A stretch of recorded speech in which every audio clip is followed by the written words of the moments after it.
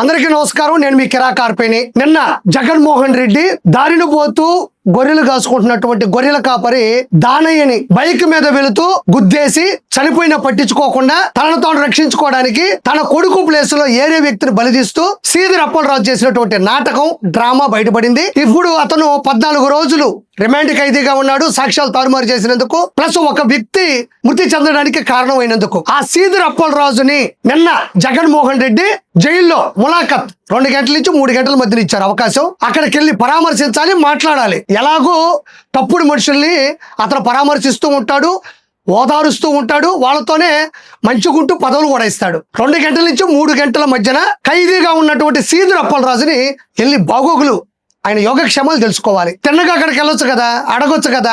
బుద్ధున్న వ్యక్తి ఎవరైనా, నీతి న్యాయం ఉన్న ఎవరైనా, అమాయకుడైన దానయ్య లాంటి దిగువ మధ్య తరగతి కుటుంబానికి సంబంధించిన ఒక చిన్న పిల్లాడు ఉన్నటువంటి కుటుంబంలోని దానయ్యని చనిపోవడానికి కారణమైనటువంటి ఓ నిందితుడిని, సాక్ష్యాలు తారుమారు చేసినటువంటి ఒక నిందితుడిని పరామర్శించడానికి వెళ్ళడం అత్యంత దారుణం. అది ఎలాగో జగన్మోహన్ రెడ్డి చేస్తాడు. పరామర్శించడానికి వెళ్ళేటప్పుడు మళ్ళీ శాంతి భద్రతలకి ఆటంకం కలిగించుకుంటూ ప్రజల్ని ఇబ్బంది పెడుతూ ట్రాఫిక్ నిబంధనల్ని ఉల్లంఘిస్తూ ఎంత ఇబ్బంది చేశాడు. నిన్న అక్కడ నుంచి జైలుకి వెళ్లేంత వరకు అడుగడుగున పేటీఎం బ్యాచ్ ని దింపి రకరకాల నియోజకవర్గాల నుంచి డబ్బులు ఇచ్చి వాళ్ళందరినీ దింపి రకరకాలుగా కార్యక్రమాలు చాలా ఇబ్బంది పెడుతూ చేసినటువంటి ఆకృత్యాలు నేను ప్రత్యేకంగా చెప్పనక్కర్లేదు. ఇక్కడ మనం అవమానంగా ఫీల్ అవ్వాల్సింది Amudalavalasa sub inspector of police Pravallika గారిని.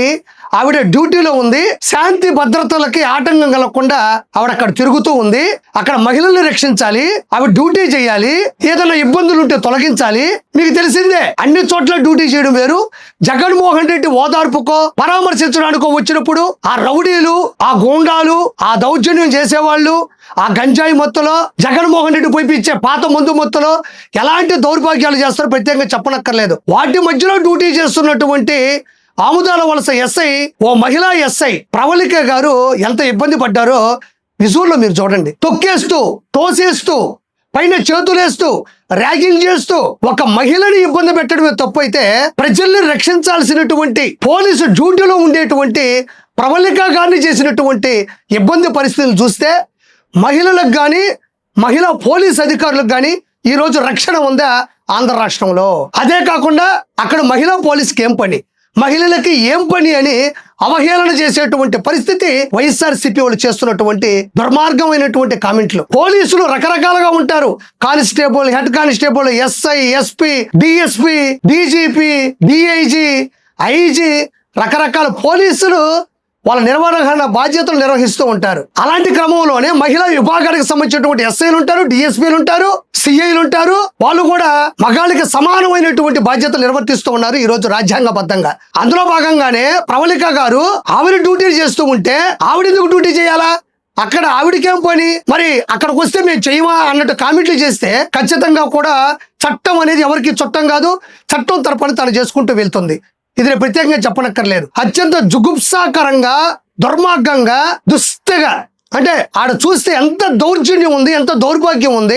మహిళ అనే గౌరవం లేకుండా అధికారి ఒక ఎస్ఐని ఆట పట్టించిన తీరు, అడ్డు అదుపు లేకుండా ప్రవర్తించిన తీరు చాలా ఈ రోజు అందరూ కూడా తలదించుకునేటువంటి పరిస్థితి. 2 గంటల నుంచి 3 గంటల మధ్యన ములాఖత్తులు వెళ్ళాలి అంటే ఇక్కడ అతను చేసినటువంటి డ్రామా. మరి 16 నెలలు జైల్లో ఉండే వ్యక్తికి ఏ సమయంలో వెళ్ళి కలవాలి, ఏ సమయంలో బయలుదేరితే అక్కడికి వెళ్తాం? మరి సీదిరి అప్పలరాజు నీకంత ఆత్మీయుడు అయినప్పుడు మరి నువ్వు త్వరగా వెళ్ళాలి కదా, చెప్పా పెట్టుకుని వెళ్ళిపోవచ్చు కదా, రూట్ మ్యాప్ ని మార్చుకోవచ్చు కదా. అంటే ఈడ 2 కార్యక్రమాలు మొదలెట్టాడు. మొదటి కార్యక్రమం ఏంటి అంటే, నేను వెళ్ళాలి అంటే నా అభిమానులు నన్ను ఆపేస్తున్నారు, నాకు జనాల్లో ఇంకా క్రేజ్ తగ్గలేదు, నేను జనాల మనిషిని, జనం అంటే జగన్, జగన్ అంటే జనం అని సాక్షి లైవ్ ప్రసారాల్లో చూపించుకోవాలి. మరి ఆ వచ్చిన వాళ్ళు ఎవరు? జగన్మోహన్ రెడ్డి డబ్బులు ఇస్తే వచ్చినటువంటి పేటీఎం బ్యాచ్.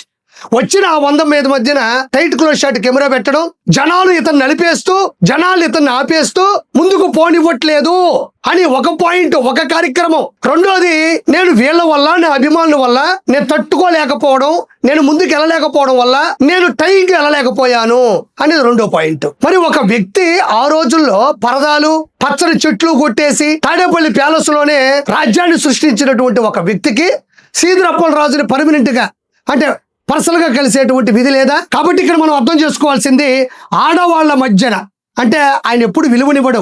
మరి ఈ రోజు సీదిరప్పలరాజుని పరామర్శించడానికి వెళ్తున్నాడు.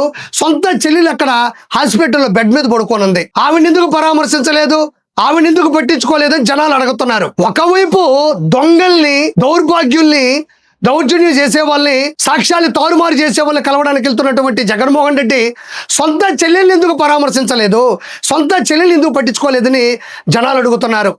రెండోది, ఒక మహిళ, ఒక అధికారిని ఎంత తీవ్రమైన ఇబ్బంది పెట్టారు. కనీసం ఆడవాళ్ళకి గౌరవించడం చేతకాని జగన్మోహన్ రెడ్డి భవిష్యత్తులో ఇంకా దిగజారిపోతున్నాడని జనాలు ప్రస్తావిస్తున్నారు, నేను కాదు. కాబట్టి ఇదంతా కూడా జనాలు చూసి ఎలాంటి పరిస్థితుల మధ్యన జగన్మోహన్ రెడ్డి దిగజారిపోయాడు తెలుసుకొని 2029లో ఓటుతో సమాధానం చెప్పాలని నేను మనస్ఫూర్తిగా కోరుకుంటూ థ్యాంక్ యూ సో మచ్.